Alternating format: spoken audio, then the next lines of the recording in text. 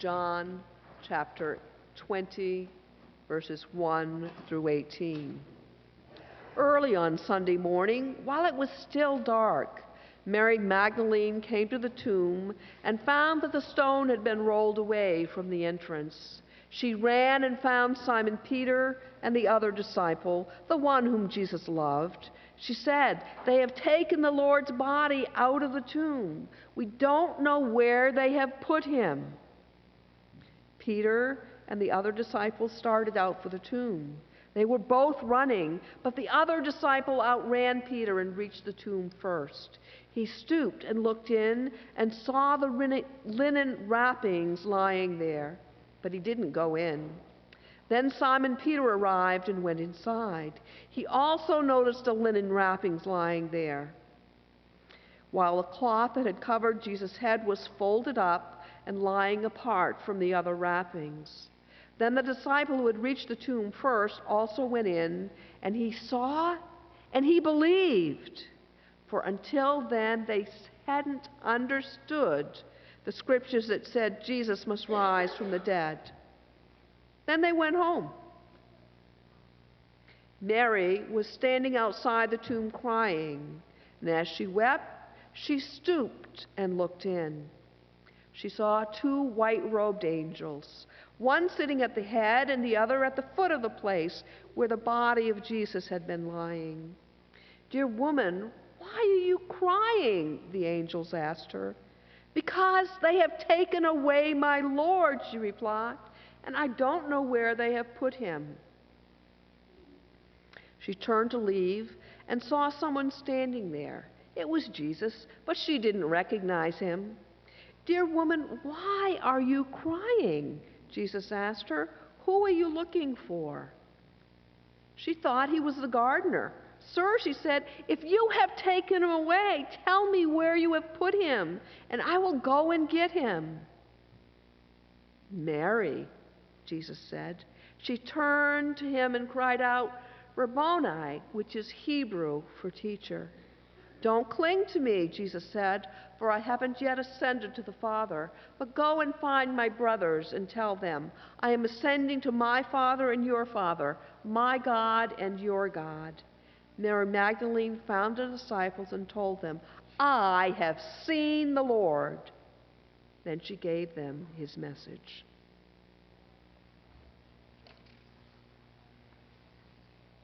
The important words from this for today's sermon is, "They have taken away my Lord, and I know not where they have laid him."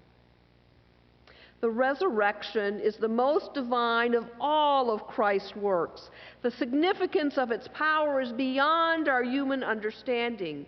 If it is true that Jesus burst the bands of death and revealed himself as death's conqueror, then all claims that he ever made are substantiated, and all the promises that he ever made are confirmed. When we view its simple and stupendous action in the gospel records, we are face to face with the supreme revelation and measure of the divine power. Victory over sin and death, and a living hope for all humanity are its notes of triumph. God in all his might is seen without anything coming in between. Yet in this story of triumphant power is wonderfully interwoven with some of the most tender and human stories which the whole history of God's way with humanity contains. For example, what could be more wonderful than the account of that Sunday evening walk to Emmaus, or more down to earth than the record of his appearance to the 11 in the upper room? What more heartening than his reassuring talk with the troubled Thomas? What could bring his tenderness nearer to the hearts of his people than his pervasive questioning of Peter, or his kindly care for the hungry fishermen in his preparation of breakfast for them with his own hands.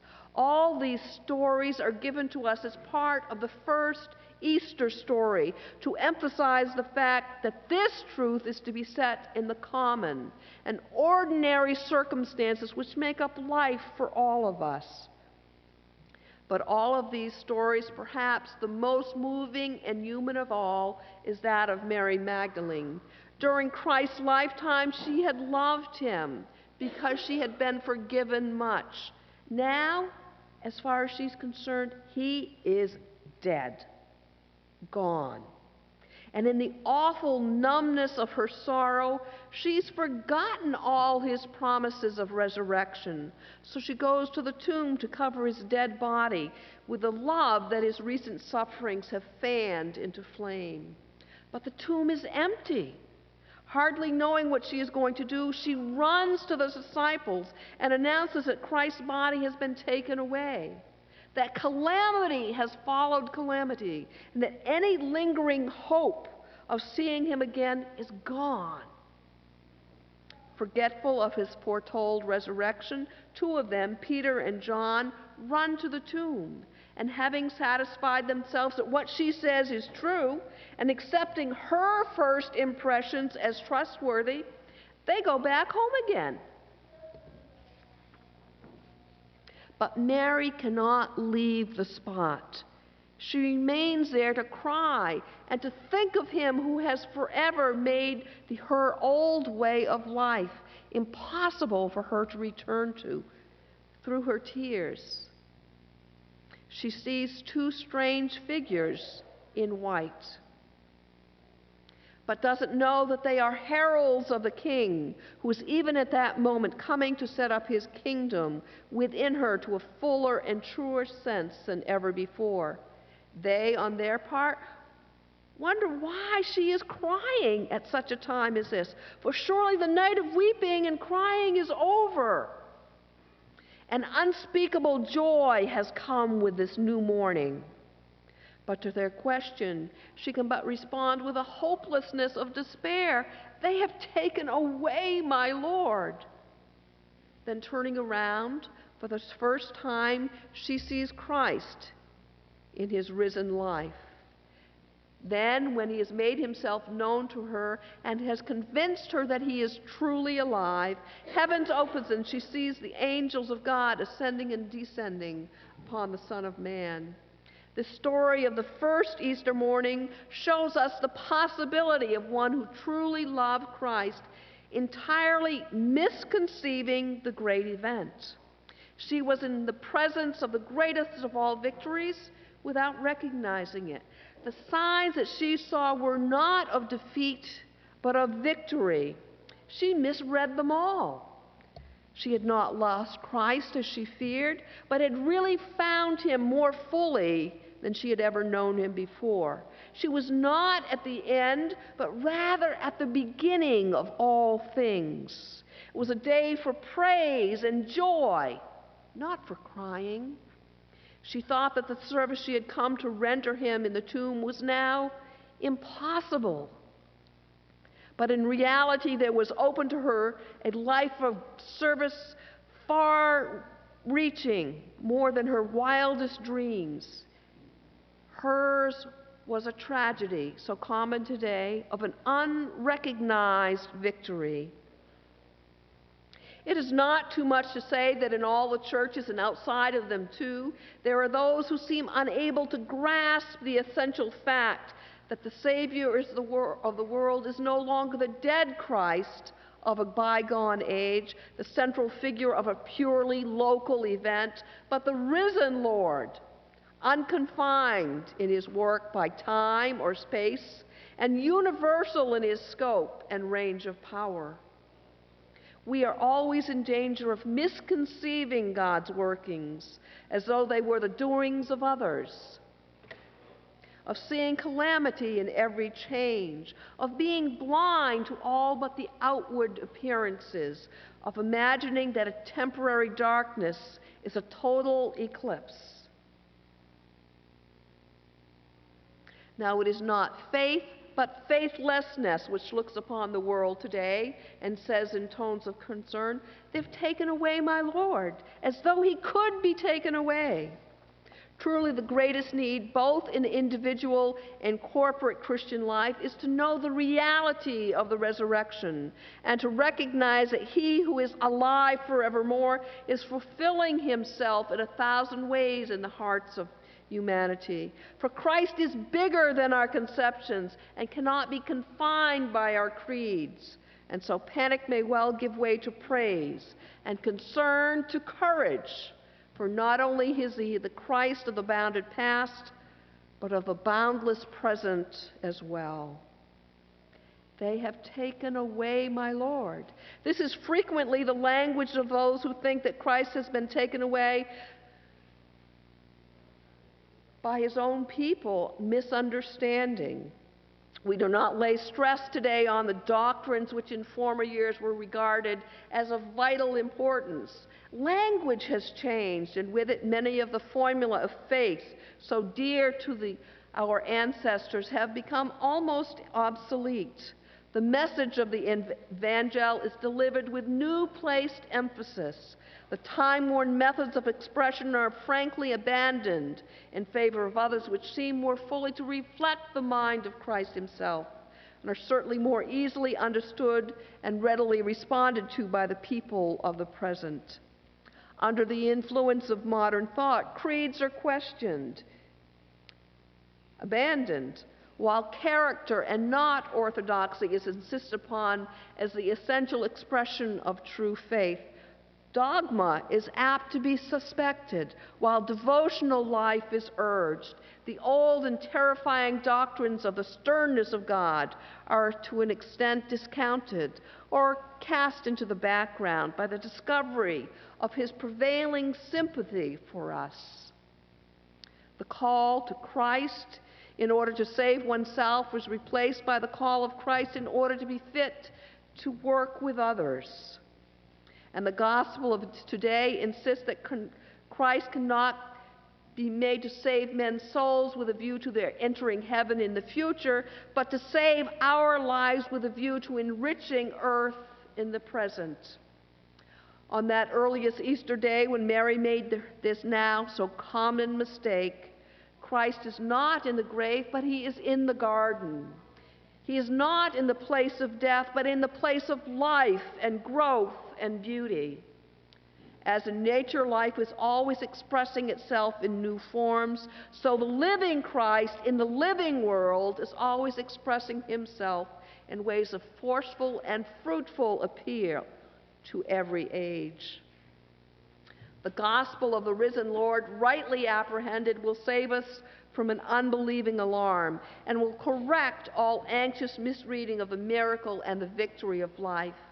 Mary went to the tomb expecting to find things just as she had preconceived them.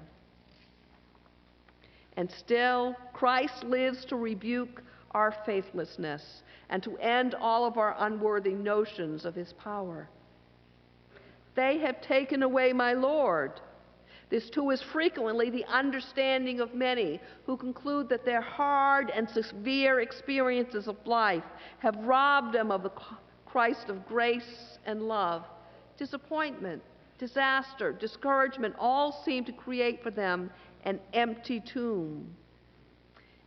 Even having known Christ in the early years, having known his peace and pardon, having sat at his feet to learn lessons of his kingdom, have experienced some of his power both within and through them.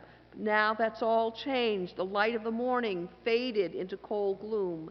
Unexpected experiences have overtaken them, and the Christ who loved served them well earlier seems to be no longer available. Now, as a matter of fact, such ones like Mary Magdalene are in the presence of a miracle, but they don't know it. For the risen Lord, who long ago began the work of transformation in them, is really working by means of all of these experiences to bring them into a more fuller and more intimate knowledge of himself. They are missing him by misinterpreting his ways.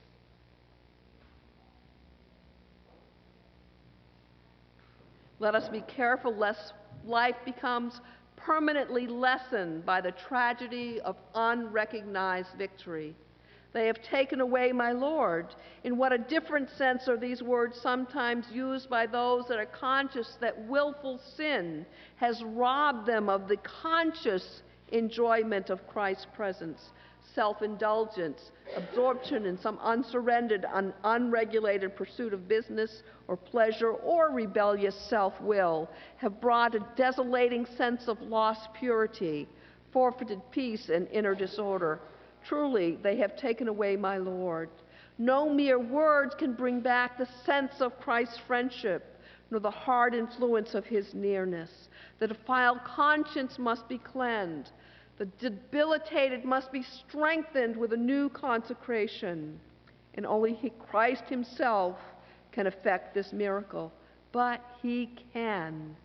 This is the gospel of the resurrection, that he who cleansed the leper, strengthened the paralyzed, raised the dead, is alive to do the same thing for humanity today. How many there are who look reflectively back to days of faith and purity when Christ seemed near and dear to them. But much water has flowed under the bridge since those golden days, and between that time and this time there stands a record of countless failings, so that the heart says in sorrow and despair, "They've taken away my Lord." If you are in such a case, do not be tempted to think that the past is your master. Were it not for the resurrection, it could be. But now Christ is risen. Therefore, there is living hope of deliverance and full salvation for every burdened one. He can take away the very things which appear to have taken him away from us. And this is why he is shown by the experience of all who have ever drawn near to him. What a wonderful surprise Mary had on the heels of her greatest mistake. For Christ, whom she had imagined was lost forever to her, gave proof of his undying care in the use of her name, Mary. The risen Lord gently reminds her of all the past, now so inextricably bound up with himself, to encourage her to still greater trust in the one who knows all about her, and yet his love surpasses that knowledge. In an impulsive way, she stretches out her hands to clasp his, and in gentle rebuke, he assures her again of the miracle of which she is the first witness. She who had at first failed to recognize the victory now runs to those who heard her cry, "They have taken away my Lord," with the triumphant tidings that she had seen the Lord and that he had spoken these things to her. "They have taken away my Lord" gives place to the good news of the resurrection. He has given us eternal life, and this life is in his Son.